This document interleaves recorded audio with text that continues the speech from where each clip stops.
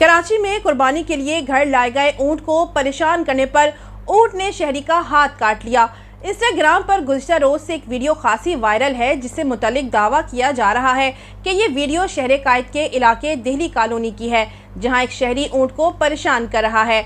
Video में देखा जा सकता है कि ऊंट के इर्द गिर्द लोग मौजूद हैं और मुतासरा शहरी बार बार बैठे हुए ऊंट के ऊपर हाथ रख रहा है, जबकि ऊंट भी गुस्से से मुंह खोल रहा है।